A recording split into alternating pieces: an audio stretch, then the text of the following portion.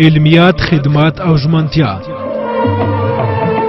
درنو خوستمشتو نماندانو ته یوازې د شعار ورکولو او خبرو کولو پر بنسټ نه بلکې د عمل او لاسته راوړنو پر بنسټ رایه ورکړی. کمال خان صبری یوازینی نماینده چې ټاکنیز شعار یې له عمل، کړنو او لاسته راوړنو څخه اخیستل شوی دی.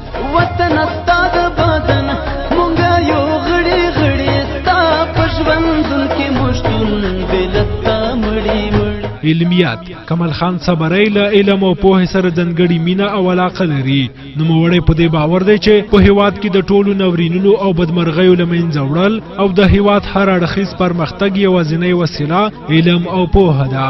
په همدې اساس کمال خان صبری لومړنی شخص و چې په خوست ولایت کې په ملي او اسلامي روحیه د ځوان کهول د روزلو په موخه د دعوت په نوم لومړنی خصوصي پوهنتون تاسیس کړ. په سلګونو ځوانان یې ټولنې ته د خدمت کولو په موخه وړاندې کړي دي. د ګڼ شمېر بېوزله ځوانانو لپاره د کم فیس په مقابل کې او د نجونو لپاره په وړیا ډول د لوړو زده کړو زمینه برابره کړې ده.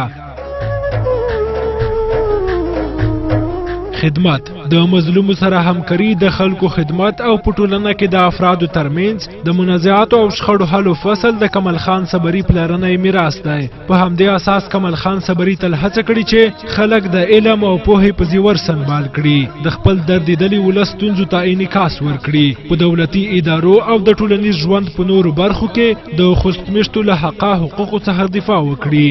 ژمنتیا.